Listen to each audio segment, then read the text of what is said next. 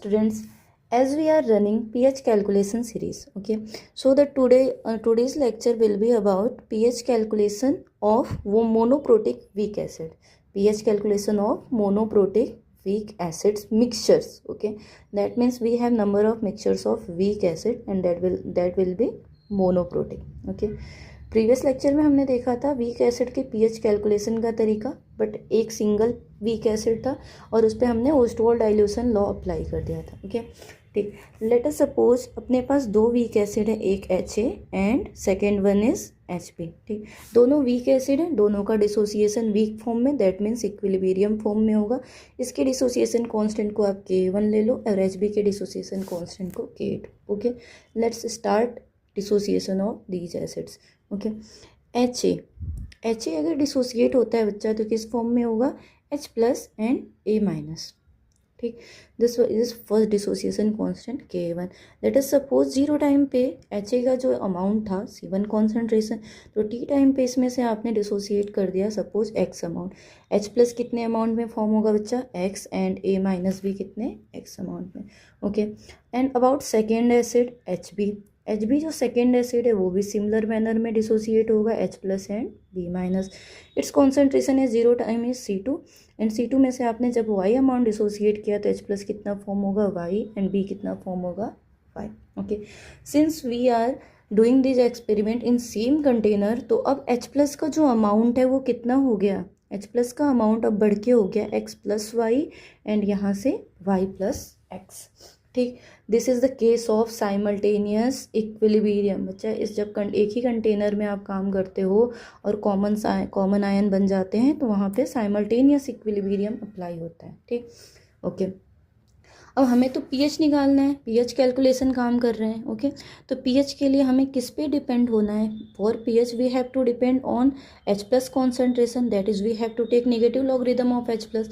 और total amount H plus का कितना हो रहा है यहाँ से? Look at, total amount H plus का कितना हुआ? X प्लस वाई के बराबर. ओके, तो हमारा फोकस रहेगा X प्लस वाई की वैल्यू फाइंड आउट करने पे कि एक्चुअली में ये X प्लस वाई कितना हो रहा है फ्रॉम दिस इक्वेशन. ठीक, चलो स्टार्ट करते हैं. ठीक है, okay.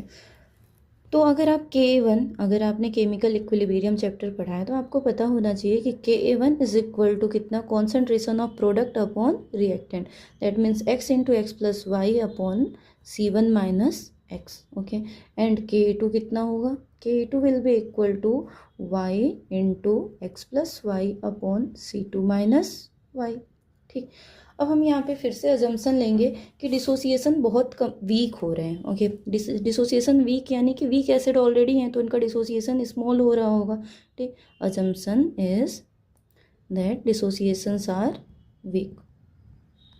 Assumption is like K1 and K2 are smaller.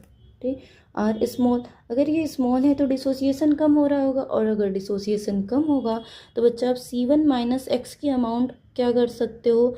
C1 minus x की अमाउंट आप कितने के बराबर ले लोगे? ऑलमोस्ट नेग्लिजिबल अमाउंट है. C1 माइनस एक्स की वैल्यू आप C1 रख दो. ठीक, ठीक, एंड C2 माइनस वाई भी कितना रख दोगे बच्चा? C2 minus y is equal to C2 के बराबर. ठीक, यहाँ से आप देख पा रहे होगे कि अगर आप इस इक्वेशन को इन दो इक्वेशन को यूज़ करोगे तो आप देख पा रहे हो कि आप लिख सकते हो Ka1 C1 is equal to X into x plus y and Ka2 C2 is equal to Y into x plus y. Okay, अब इन दोनों इक्वेशंस को सम करके देखो. सम करने पे आप क्या लिखोगे?